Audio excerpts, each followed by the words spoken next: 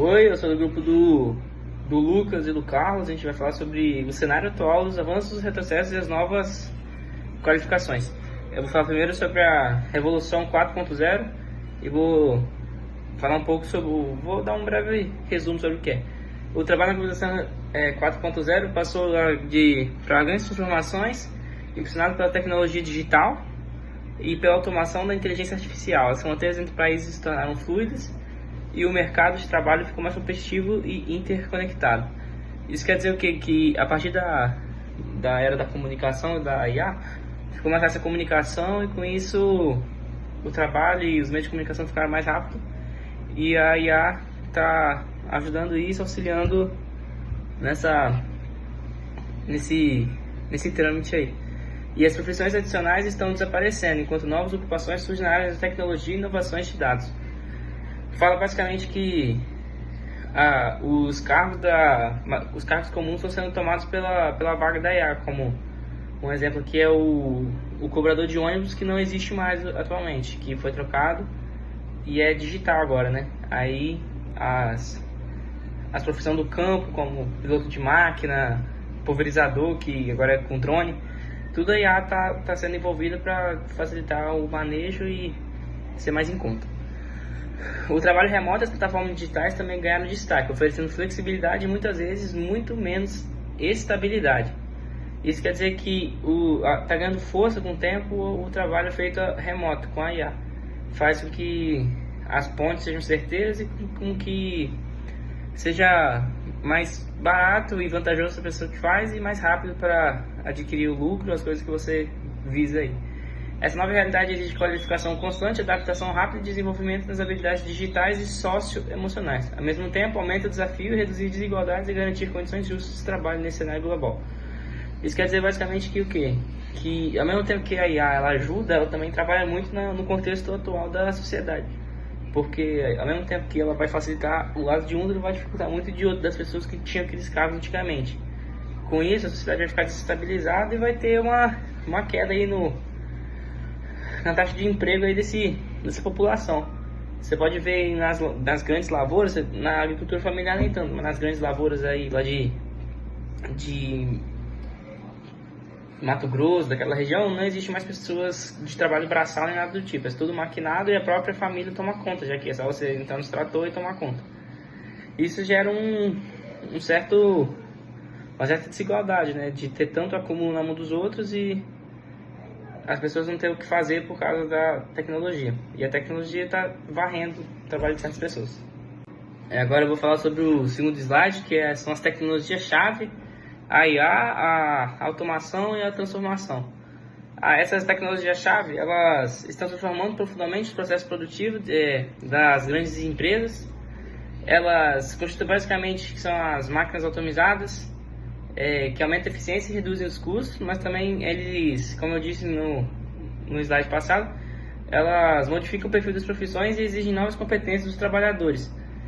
Quando ainda restam as opções de pessoas humanas ainda conseguirem trabalhar lá, elas ainda têm que ter certas competências que geralmente a classe mais intermediária não tem, que geralmente são os cursos mais avançados para mexer nas máquinas. E a produção torna-se mais rápida, precisa e personalizada, impulsionando a inovação e a competitividade das empresas. É basicamente que o trabalho braçal não vai ser tão rápido quanto o trabalho do maquinário, né? Um exemplo é o filme do Charlie Chaplin lá, que acho que todo mundo já viu, que é que as máquinas, o ser humano tem que ficar martelando e fazendo tudo o que tem que fazer, enquanto a esteira anda. Aí depois eles vão automatizar a empresa e vão fazer com que tudo aquilo lá se torne rápido e prático. É basicamente isso que acontece no contexto atual da IA, da transformação e da automação. E, no entanto, esse avanço tecnológico também traz desafios, como o risco de desemprego estrutural e a necessidade de políticas que garantem a transição justa para os trabalhadores afetados. Basicamente fala que tudo que eu já falei no último slide, né, que ao mesmo tempo que tem um lado bom, que pessoas vão ser contratadas e que o serviço da empresa vai ser reduzido, o custo vai ser reduzido e vai ser mais rápido, e eles vão lucrar mais, mas também eles vão ter um certo desafio com o povo que já trabalhava lá, né, fazendo políticas igual um seguro-desemprego para eles, que podem ser mandados embora, algum aviso prévio, alguma coisa, porque Você não pode só mandar a pessoa embora e deixar ela lá jogada nas traças. Aí é basicamente isso, né? Você tem que, ao mesmo tempo que a IA ela vai facilitar, ela também vai trazer alguns desafios para a população. Você tem que pensar nesse lado para todo mundo sair igual. Agora eu vou falar sobre o terceiro slide, que é a cultura da flexibilidade e da autonomia, que consiste basicamente que surgiu novas formas de trabalho na era digital, valorizando a liberdade do tempo, lugar e modo de se produzir. Consiste basicamente isso se iniciou mais assim lá na pandemia, né, que teve o trabalho home office, e isso aí se expandiu um pouquinho mais, porque você conseguia trabalhar de casa e fazer tudo que você faz na sua empresa, você conseguia fazer de casa. Isso se aprimorou muito naquela época de 2020 ali. Hoje em dia, muitos profissionais atuam remotamente, em horários mais adaptados e com maior poder de decisão sobre as suas tarefas. Foi o que eu acabei de falar, né? Que o home office facilita muito a vida das pessoas e faz com que o dia a dia dela não seja tão corrido e que você fique no conforto da sua casa fazendo o que você precisa.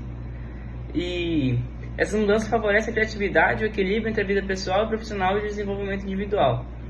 No entanto, também pode gerar insegurança, já que sempre há instabilidade, benefício ou proteção trabalhista. Ao mesmo tempo que esse emprego pode ser muito bom para você, porque você vai ficar à distância fazendo o que você gosta, você também pode correr o risco de ser mandado embora por causa de algum erro fútil aí, né, que você vai cometer. Assim, a cultura da flexibilidade também representa tanto uma oportunidade de autonomia quanto um desafio para garantir direitos de qualidade de vida e trabalho moderno. A flexibilidade e a autonomia, ela preza por você fazer suas coisas do seu jeito e de maneira fácil, prática e rápida. Mas também tem os malefícios dela, né, que um erro você pode ser chutado aí da sua empresa e tomar um head aí, né. Agora eu vou falar um pouquinho sobre algumas curiosidades aqui que eu procurei, né, para dar uma incrementada mais no trabalho. Eu pego um arquivo aqui e vou lendo e explicando para dar uma esclarecida básica, para dar uma facilitada. Que algumas curiosidades são que já existem profissões do futuro, muitas carreiras recentes como analista de dados, especialista de IA e gestor de mídias digitais que ainda não existiam há 10 anos. Essa foi a primeira curiosidade. É basicamente que ao mesmo tempo que a IA fecha portas, ela também abre. Ela está criando empregos, fazendo com que existam novos cursos e áreas para as pessoas se especializarem. A segunda curiosidade é a automação e crescimento. Estimamos que até 2030, robôs e algoritmos poderão realizar 30% das tarefas humanas em vários setores. Ao mesmo tempo que isso é muito bom, isso é muito ruim, né? Porque, pensando assim, você pode... Se 30% da população mundial é bastante pessoa, então você vai chutar bastante gente dos seus empregos para você colocar robôs. O que você vai fazer com esse tanto de gente? Só Deus sabe. Os trabalhos sem fronteiras. Com a globalização e o home office é possível trabalhar para empresas de outro país sem sair de casa. Um exemplo disso é o offshore do curso da engenharia de petróleo, que você trabalha à distância e você pode fazer tudo o que você quiser de casa, tendo o privilégio de estar dentro de casa e não precisar ficar viajando por aí para fazer as coisas que você podia fazer dentro da sua casa. Outra curiosidade é o aprendizado contínuo. Contínuo lifelong learning, aprendizado a longa vida, se tornou essencial para acompanhar as mudanças tecnológicas. Ou seja, como a IA não é nada certo ainda, ela sempre está aprendendo mais e mais, você tem que ficar se aprofundando junto com ela para você manter o ritmo e sempre estar atualizado sobre aquilo ali. E basicamente essas foram as curiosidades. Espero que vocês gostem do trabalho. É isso aí, André Felipe é rei, tá ligado? Você é mídia, meu parceiro. É isso aí. Agora falando sobre a urbanização, ela é o termo que se refere-se a modelo de plataformas digitais que conectam prestadores de serviço a consumidores, como o Uber, o iFood, a Rappi também. E esse trabalho é caracterizado pela jornada sem horário, eles não têm horário fixo para ir trabalhar, remuneração por demanda, ausência do vínculo empregatício e baixa proteção aos trabalhistas também. Embora ofereça autonomia presente, esses trabalhadores dependem do consumo dos consumidores dos pedidos para sobreviver. E eles não têm direito como férias, seguro de saúde, eles assumem com o próprio custo como combustível, equipamentos, vamos supor, a moto quebrou, pneu também. E assim a responsabilidade econômica é totalmente do trabalhador. A gente tem que falar da proteção social, que é a proteção social. A proteção social é o conjunto de políticas públicas que garantem a segurança e a dignidade do trabalhador, como seguro-desemprego, assistência social e assistência à saúde também. Todos os benefícios a favor ao trabalhador.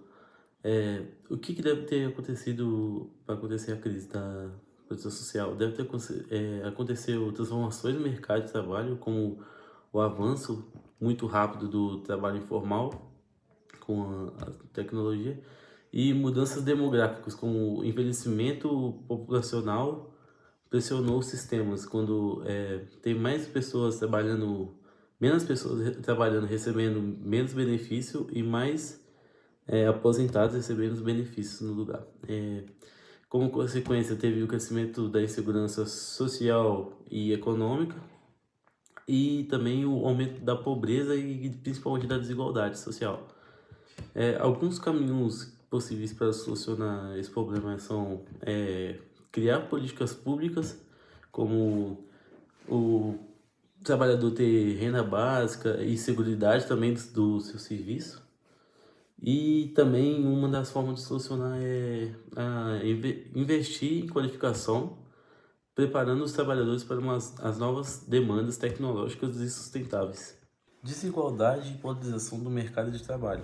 A polarização do mercado de trabalho é o fenômeno em que crescem empregos de alta qualificação e baixa qualificação, enquanto os de nível médio vão diminuindo.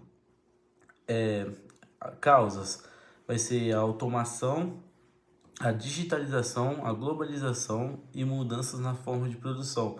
Todos aqueles que utilizam principalmente a tecnologia, né?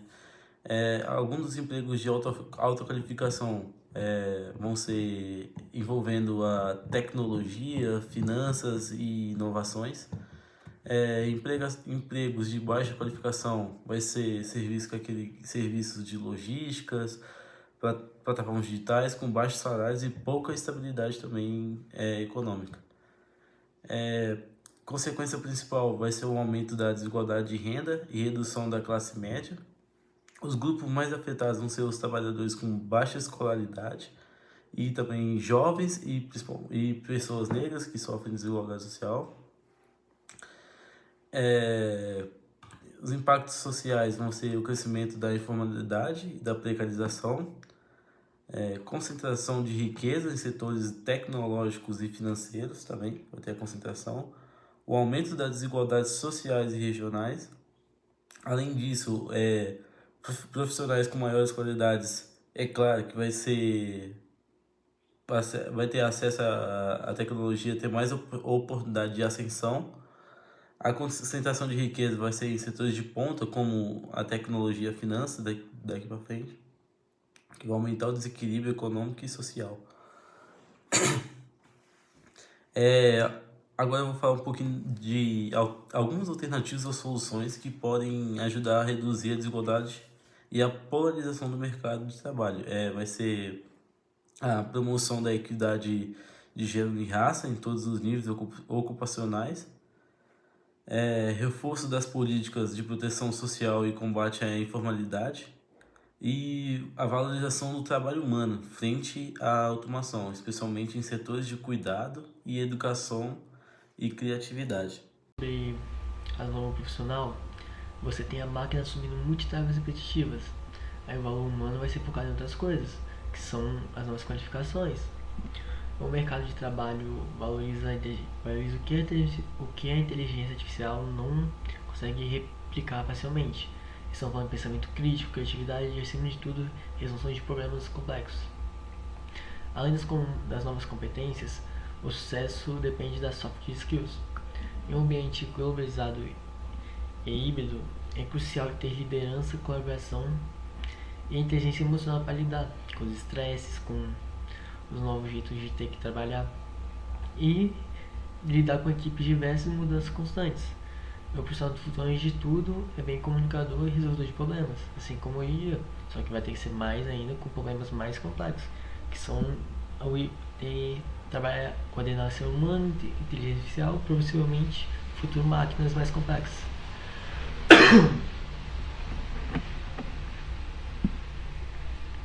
E aí você tem a requalificação e o papel da educação.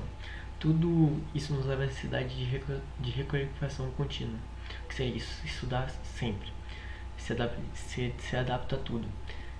O conhecimento, algo que tem que acabar na escola, na faculdade. O aprendizado tem que ser algo duradouro o resto da sua vida. Desde quando você é criança, você tem que aprender a já desenhar na escolinha, escrever e até ler. Você tem agora a obrigação de se adaptabilizar a inteligências artificiais, robôs, máquinas, e o ser humano, querendo ou não, é um grande complexo de trabalhar com pessoas, cada vez mais difícil. As empresas vão buscar no futuro pessoas com uma habilidade grande e curiosidade, sempre querendo aprender novas tarefas, aprender novas habilidades e conhecimentos a mais. A educação social, a educação e desafio social, vai de novo olhar sobre educação. O foco deve ser em ciência, tecnologia, engenharia e matemática, e na alfabetização digital por geral.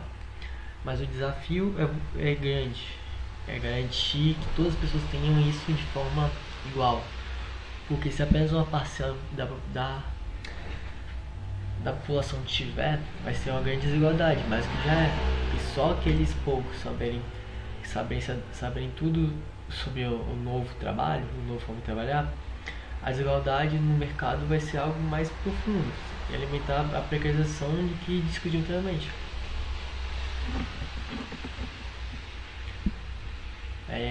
O futuro é diálogo com o trabalho atual. O cenário atual luta contra os limites de dois polos. De um lado você tem o libertador da tecnologia, o lado libertador de coisas mais rápidas, mais otimizadas, mas mais fácil, o que vai promete eficiência e flexibilidade. Do outro você tem a progressão estrutural, que você vai jogar o risco para o trabalhador, eliminar seus direitos. Você tem a máquina substituindo o trabalhador em muitas coisas. A solução vai ser um impasse que dois caminhos vão seguir. Você tem a regulamentação por parte do Estado, criando uma lei, uma coisa, pode ser um vínculo, por assim dizer, que proteja o trabalhador digital. E o segundo vai ser o investimento massivo na qualificação humana. Você vai ter que qualificar o humano para mais coisas, você vai ter que dar uma qualificação maior. Você vai ter que dar um grande investimento, porque são novas formas, novos aprendizados, novos trabalhos que vão precisar de reconhecimento maiores superiores. E para que o ser humano possa se beneficiar, né? Em vez de ser vítimas da tecnologia. Porque se você não se beneficiar, se não aprender, você vai acabar sendo vítima, perdendo seu trabalho, seu emprego, por assim vai. E aqui são as fontes, o livro Sociologia em Movimento, entre outras fontes. Muito obrigado. Neste vídeo você vai entender o que é a uberização, como ela surgiu e quais são as suas principais implicações na vida do trabalhador, de forma direta, clara e objetiva. E aí pessoal, beleza? Meu nome é Paulo, professor de Geografia, e sejam todos muito bem-vindos aqui à Geo Ilustrada. Então, nosso tema de hoje, uberização. Bom, você tem que saber que é muito difícil de precisar quando necessariamente que esse conceito aí surgiu. Porém, o que se sabe é que ele ganhou muita popularidade aqui no Brasil por volta de 2017 e 2018, que foi basicamente quando esses serviços por aplicativos começaram a ganhar mais relevância aqui dentro do Brasil. E o nome uberização não é difícil de se imaginar que deriva da empresa Uber. Ou seja, refere-se a esse modelo de negócios utilizado pela empresa Uber, que nós vamos falar um pouco mais para frente.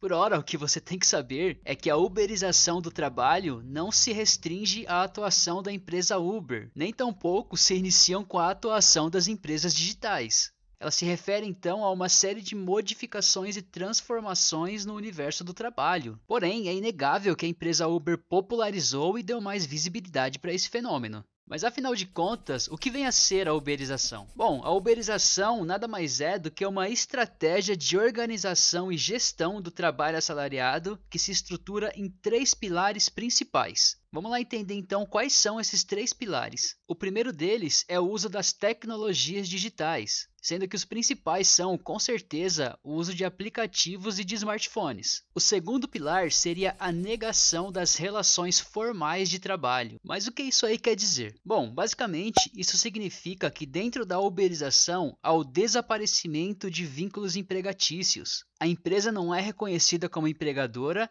e o trabalhador é apresentado como um parceiro. Então, se não há uma relação formal de trabalho, logo o trabalhador não tem direito a uma série de direitos trabalhistas, como férias, 13º, vale alimentação, dentre outros. Vamos agora então para o terceiro pilar da uberização. Porém, eu só vou te contar qual é depois que você deixar um like aí, se inscrever no canal se ainda não for inscrito e deixar aquele comentário maroto aí embaixo, beleza? Se você já fez isso, então bora lá pro restante do vídeo. O terceiro pilar é a instabilidade e a imprevisibilidade do trabalho. Mas o que afinal de contas isso aí quer dizer? Bom, isso significa que dentro da uberização o trabalhador é transformado em trabalhador just in time, que é um termo em inglês que se refere a esse trabalhador que está sempre pronto para as demandas. Um trabalhador que está disponível às demandas do trabalho. E é assim que funciona, não é mesmo? O motorista de aplicativo, o entregador de aplicativo, tá lá de boa e quando o celular apita, ele é obrigado a sair para atender aquela demanda. Por isso que esse modelo de serviço traz grandes instabilidades para o trabalhador, pois além de não saber quanto que ele vai ganhar ao final do mês, ele ainda pode ser desligado pela empresa a qualquer momento. Bom, mas quais são as principais implicações da uberização na vida do trabalhador? Bom, na maioria dos casos, os trabalhadores são submetidos a jornadas extenuantes de trabalho, não possuem férias, não possuem um rendimento estável. Se esse trabalhador adoecer, se machucar ou até mesmo for roubado, a empresa não tem nada a ver com isso, ela não oferece nenhum tipo de garantia para o trabalhador. Ele não tem relações empregatícias com o restaurante, não tem relações empregatícias com quem compra e muito menos com o aplicativo para o qual ele presta serviços. E se ele não tem um vínculo formal de trabalho, logo provavelmente ele também não vai se aposentar. Então é uma relação que é muito vantajosa para a empresa, porém oferece muitas desvantagens para o trabalhador. Então era isso, pessoal. Se gostou, deixa um like aí embaixo, deixa um comentário aí dizendo o que você gostou e também o que você não gostou, não tem problema. Como sempre, referências aqui na descrição do vídeo. Até a próxima, valeu!